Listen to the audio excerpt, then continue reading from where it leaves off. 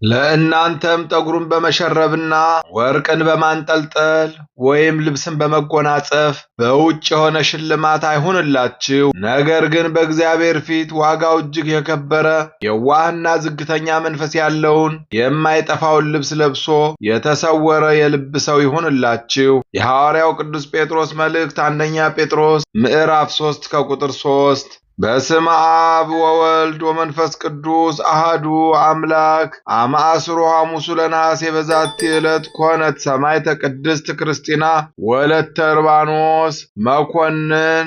አንድ አምላክ በሆነ በአብ በወልድ በመንፈስ ቅዱስ ስም ነሐሴ 15 በዚች ቀን የመኮንን ርባኖስ ልጅ ቅድስት ክርስቲና በሰማዕትነት ሞተች።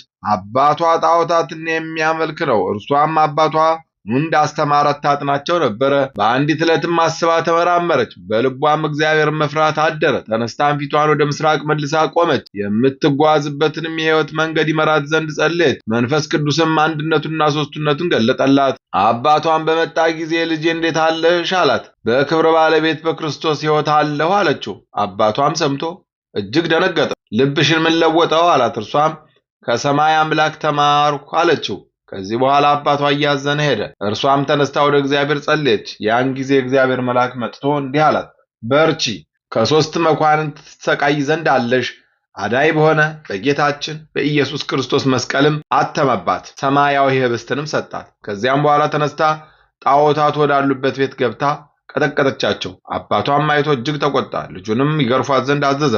ከሥጋዋም ስለ ደም ፋንታ ማር ወጣ። ሁለተኛም በብረት አልጋ ላይ አስተኝተው ከበታቿ እሳት እንዲያነዱ አዘዘ። እርሷም የነካት የለም፣ ግን ከአረማውያን ብዙዎቹን አቃጠለ። ዳግመኛም በታንኳ አድርገው ወደ ባህር ይጥሏት ዘንድ አዘዘ። በጸለየች ጊዜ የክብር ባለቤት ጌታችን ኢየሱስ ክርስቶስ ከመላእክት ጋር መጥቶ ራሱ አጠመቃት። ሚካኤልም በእሳት ጉጠት የክብር ባለቤት የሆነ የክርስቶስን ሥጋና ደም አቀበላት፣ ከጣዖታት እድፍም አነጻት። በዚያች ሌሊትም አባቱ አርባኖስ ሞተ። ስሙ ዲዮስ የሚባል ሌላ መኮንን መጣ። ቅድስት ክርስቲናን አምጥተው ራቁቷን ሰቅለው ከበታቿ እሳት እንዲያነዱ አዘዘ። ሴቶች ራቁትነቷን አይተው መኮንኑን ረገሙት። እነርሱም በሰይፍ አስቆረጧት። እርሷ ግን ምንም አልነካትም። ሕዝቡም ይህን ተአምር አይተው የክብር ባለቤት በሆነ በጌታችን በኢየሱስ ክርስቶስ 30,012 ሰዎች አምነው በሰማዕትነት ሞቱ። ከሃዲ መኮንን ዲዮስም በድንገት ሞተ። ሦስተኛም መኮንን መጣ። የከበረች ክርስቲናን ይዞ ለአማልክት ትሰዋ ዘንድ አባበላት። እርሷም እንዲህ አለችው፣ አንተና አማልክቶች ለዘላለም ወደማይጠፋ የገሃነም እሳት ትወርዳላችሁ። እጅግም ተቆጥቶ ወደ እሳቱ ማንደጃ ውስጥ እንዲጨምሯት አዘዘ። ምን የነካት የለም። ዳግመኛ ለአራዊት ይጥሏት ዘንድ አዘዘ። እነርሱም የእግሯን ትቢያ ላሱ። እባቦችንም የሚያጠምደውን ነከሱትና ወዲያውኑ ሞተ። ሁለተኛም ምላሷንና ጡቶቿን ቆረጡ። የምላሷን ቁራጭ አንስታ በመኮንኑ ዓይኖች ላይ ጣለችውና ዓይኖቹን አሳወረች። ቁጣውንም ተመልቶ ለእባቦች እንዲጥሏት አዘዘ። አንዲቷም እባብ ልቧን ነደፈቻት፣ አንዲቱ ደግሞ ጎኗን። እንዲሁ የምስክርነቷን ተጋድሎ ፈጸመች። ነፍሷንም አሳልፋ የድል አክሊልን ተቀዳጀች። ለእግዚአብሔር ምስጋና ይሁን፣ እኛንም በጸሎቷ ይማረን፣ በረከቷም ከኛ ጋር ይኖር ለዘላለሙ አሜን። በዚች ቀን የአንድ ክርስቲያናዊ ባለጸጋ ሰው ልጅ ቅድስት እንባ መሪና አረፈች። የዚች ቅድስት የእናቷ ስም ማርያም ይባላል። ሕፃንም ሆና ሳለች እናቷ ሞተች። አባቷም አድጋ አካለ መጠን እስከምትደርስ መልካም ትምህርትን እያስተማረ አሳደጋት።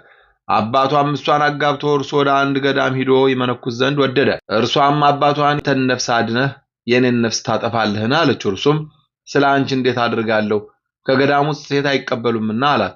እርሷም እንዲህ አለችው፣ አባቴ ሆይ የሴቶችን ልብስ ከላይ አስወግደህ የወንዶችን ልብስ አልብሰኝና ከአንተ ጋር ውሰደኝ። የልቧንም ጽናት አይቶ የወንድ ልብስ አልብሶ ከእርሱ ጋር ወሰዳት። የቀድሞ ስሟ መሪና ነበር። እርሱ ግን ስሟን ለውጦ እንባ መሪና ብሎ ጠራት። ገንዘቡን ሁሉ ለድሆችና ለጦም አዳሪዎች በተነ። ልጁንም በወንድ ስም እየጠራ ከእርሱ ጋር ወሰዳት። ወደ አንድ የመነኮሳት ገዳም ደርሰው በዚያ እየተጋደሉ ኖሩ። ከዚያም በኋላ አባቷ ታመመ። ለሞትም በቀረበ ጊዜ አበምኔቱን ጠርቶ እርሷን ልጁን አደራ ሰጠው፣ ስለ ገዳም አገልግሎት ከገዳም እንዳትወጣ።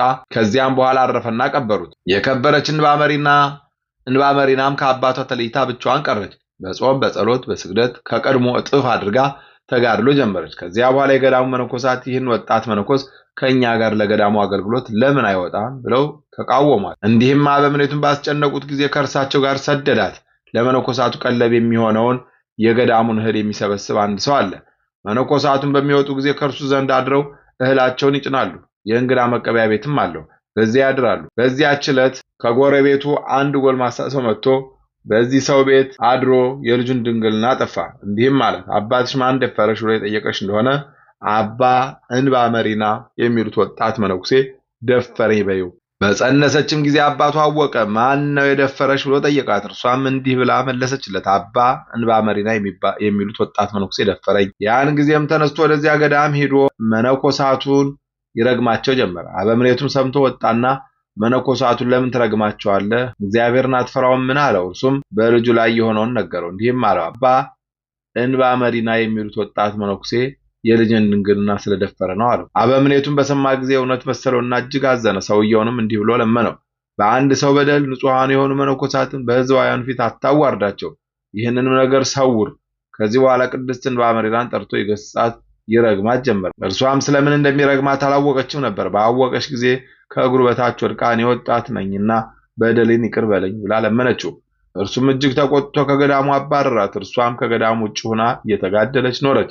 ያች ልጅ በወለደች ጊዜ የልጅቷ አባት ሕፃኑን አምጥቶ ለቅድስት እንባ መሪና ሰጣት። እርሷም እግዚአብሔርን እያመሰገነች ተቀበለችው። በላሞችና በበጎች ጠባቂ ዘንድ ለሕፃኑ ወተትን እየለመነች መዞርን ጀመረች። እንዲሁም አድርጋ ሕፃኑን አሳደገችው። ከ3 ዓመትም በኋላ መነኮሳቱ ተሰብስበው አበምኔቱን ለመኑት አባ እንባ መሪናን ይቅርታ አድርጎለት ወደ ገዳሙ ይመልሰው ዘንድ። እርሱም ልመናቸውን ተቀብሎ ከመነኮሳቱ ጋር ቀላቀላት። ይኸውም ከባድ ቀኖና ከሰጣት በኋላ ነው። ከዚህ በኋላ ጭንቅ የሆኑ ስራዎችን ትሰራ ጀመረች። የመነኮሳቱን ቤቶች ጠርጋ ተሸክማ ወስዳ ከገዳሙ ውጭ ትጥለዋለች። ውሃንም ቀርታ ታጠጣቸዋለች። ምግባቸውንም ታዘጋጅላቸዋለች። ያም ሕፃን አደገ። የቤተ ክርስቲያንም ትምህርት ተምሮ መነኮሰ። 40 ዓመትም ሲፈጸም 3 ቀኖች ያህል ታማ በሰላም አረፈች። ደወልንም ደውለው መነኮሳቱ ሁሉ ተሰበሰቡ። ሊገንዙም ገብተው ልብሶቿን በገለጡ ጊዜ እርሷ ሴት እንደሆነች አግኝተዋት ደነገጡ፣ መሪር እንባን አለቀሱ። አበምኔቱም በመጣ ጊዜ ያለ በደሏ ከባድ ንስሐ ቀኖና ስለሰጣትና በእርሷም ላይ ስላደረገው ተግሳጽ መሪር እንባን አለቀሰ። ከዚያም በኋላ መልእክተኞችን ልኮ የዚያችን የሐሰተኛ ልጅ አባቷን አስመጥቶ አባ እንባ መሪና ሴት እንደሆነች ነገረው። ከዚህ በኋላ በድኗን ተሸክመው ይቅር ይበለን የሚል ቃል ከበድኗ እስከሰሙ ድረስ አቤቱ ክርስቶስ ማረን እያሉ ጸለዩ። ከዚያ በኋላ በዝማሬ በማህሌት ከብዙ ልቅሶ ጋር ገነዟት። ከስጋዋም ተባርከው ቀበሯት። እነሆ እግዚአብሔርም ሰይጣንን አዞ ያችን ሐሰተኛ ሴት ልጅና ድንግልናዋን የደፈረውን ጎልማሳ ያዛቸው። እየጎተተም አሰቃይቶ ይቀጣቸው ጀመረ። ወደ ቅድስት እንባ መሪና መቃብርም ሄደው ኃጢአታቸውን በሕዝቡ ሁሉ ፊት እስከሚያምኑ እጅግ አሰቃያቸው።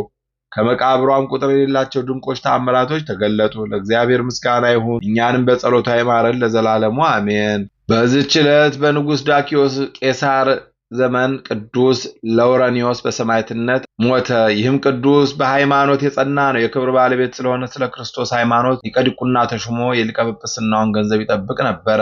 ንጉሡም ስለ እርሱ ሰምቶ አምጥተው ከወህኒ ቤት እንዲያስገቡት አዘዘ። ባስገቡትም ጊዜ በዚያ ዕውር ሰው አገኘና ዓይኖቹ ይገለጡ ዘንድ በሕያው እግዚአብሔር ልጅ አምነህ በስሙ ትጠመቃለህን? አለው። ዕውሩም አዎ ጌታዬ አለ። ያን ጊዜ በውሃ ላይ ጸልዮ በአብ በወልድ በመንፈስ ቅዱስም አጠመቀው። ያን ጊዜም ዓይኖቹ ተገለጡ። እንዲህም ብሎ ጮኸ፣ በአገልጋዩ ለውረኒዮስ ጸሎት ዓይኖቼ የገለጠ የክብር ባለቤት ጌታ ኢየሱስ ክርስቶስ ይክበር ይመስገን ብሎ ጮኸ። ይህንንም ድንቅ አይተው ብዙዎች አመኑ። ንጉሡም በሰማ ጊዜ የከበረ ለውረኒዮስን ወደ እርሱ ያቀርቡት ዘንድ አዘዘ። ባቀረቡትም ጊዜ ለአማልክት እንዲሰዋ አግባባው። እንዲህ ባለውም ጊዜ ጥርሶቹን በድንጋይ ሰበሩ። ልብሶቹንም ገፈው በብረት አልጋ ላይ አስተኝተው ሥጋው እስከሚቀልጥ ከበታቹ እሳትን አነደዱ። እርሱም ነፍሱን እስኪያሳልፍ ድረስ ወደ ፈጣሪው ይጸልይ ነበረ። መላእክትም ሃሌሉያ እያሉ ተቀብለው ወደ ኢየሩሳሌም ሰማያዊት አስገቡት። ለእግዚአብሔር ምስጋና ይሁን፣ እኛንም በጸሎቱ ይማረን፣ በረከቱም ከኛ ጋር ትኖር ለዘላለሙ አሜን። በዚች ቀን አምላክን ስለወለደች ስለ እመቤታችን ስለ ድንግል ማርያም ሥጋዋን ለመገነዝ የሐዋርያት ስብሰባ ሆነ። ጸሎቷና በረከቷ የሐዋርያት በረከታቸው ከኛ ጋር ይኖር ለዘላለሙ አሜን። አንድ አምላክ በሆነ በአብ በወልድ በመንፈስ ቅዱስ ስም ነሐሴ 16 በዚች ቀን አምላክን የወለደች የእመቤታችን የድንግል ማርያም ሥጋዋ ወደ ሰማይ ያረገበት መታሰቢያዋ ሆነ። ምስጋና ይሁን ለአብ ለወልድ ለመንፈስ ቅዱስ አንድ አምላክ በሚሆን ዛሬም ዘወትርም ለዘላለሙ አሜን። በነሐሴ 15 ቀን የሚከበሩ ዓመታዊ የቅዱሳን በዓላት ቅድስት እንባ መሪና ገዳማዊት፣ ቅድስት ክርስቲና ሰማዕት፣ ቅዱስ ለውረኒዮስ ሰማዕት፣ 30,000 ሰማዕታት፣ የቅድስት ክርስቲና ማህበር፣ አበው ቅዱሳን ሐዋርያት ወላዲተ አምላክን ለመግነዝ በዚህ ዕለት ተሰብስበዋል። ወርሃዊ በዓላት ቅዱስ ቂርቆስና እናቱ ኢየሉጣ፣ ቅዱስ ሚናስ ማር ሚናስ ሰማዕት፣ ቅዱስ ማር ኤፍሬም ሶርያዊ አፈ በረከት። ለእናንተም ጠጉርን በመሸረብ ወርቅን በማንጠልጠል ወይም ልብስን በመጎናጸፍ በውጭ የሆነ ሽልማት አይሁንላችሁ፣ ነገር ግን በእግዚአብሔር ፊት ዋጋው እጅግ የከበረና የዋህና ዝግተኛ መንፈስ ያለው የማይጠፋውን ልብስ ለብሶ የተሰወረ የልብ ሰው ይሁንላችሁ። የሐዋርያው ቅዱስ ጴጥሮስ መልእክት አንደኛ ጴጥሮስ ምዕራፍ 3 ከቁጥር 3። የሰማነውን በልቦናችን ያሳድርብን። ከቅዱሳን አባቶቻችን ከቅዱሳት እናቶቻችን በረከት ረድኤት ያሳትፈን። ከእመቤታችን ከቅድስት ድንግል ማርያም ጾም በረከት ረድኤት እንድናገኝ አምላክ በቸርነቱ ይርዳን። እንዲሁ ደግሞ ለዓመቱ በሰላም እንዲያደርሰን የአምላካችን ቅዱስ ፈቃድ ይሁንልን። ጾማችንን ጾመ ስርየት ጾመ ድህነት ያድርግልን። አምላክ በቸርነቱ ይጎብኘን። ለብርሃነ መስቀሉ በሰላም ያድርሰን። አትርሱን፣ አስቡን፣ በጸሎታችሁ ያሉትን በያሉበት ያስብልን። ነፍሳተ ሙታንን ይማርልን፣ ሕያዋንን ይጠብቅልን፣ ሕፃናትን አሳድጎ ለቁም ነገር ያብቃልን። እንበል አቡነ ዘበሰማያት ይትቀደስ ስምከ ትምጻእ መንግሥትከ ወይኩን ፈቃድከ በከመ በሰማይ ከማሁ በምድር። ኢየሱስ ክርስቶስ ከመ ይስረይ ለነ ኃጣውኢነ ተማኅፀነ ብከ ያለ እግዚአብሔር አብይ ኦ እግዚእ ኢየሱስ ክርስቶስ ስራይ ኃጢአቴ ወኃጢአተ ኩሉ ሕዝብከ ማእሰረ ኃጢአት እግዚአብሔር ይፍታ። እግዚአብሔር ይባርክ። ሰላም ያሳደረ ሰላም ያውለን፣ ሰላም ያዋለ ሰላም ያሳድረን። ይቆየን።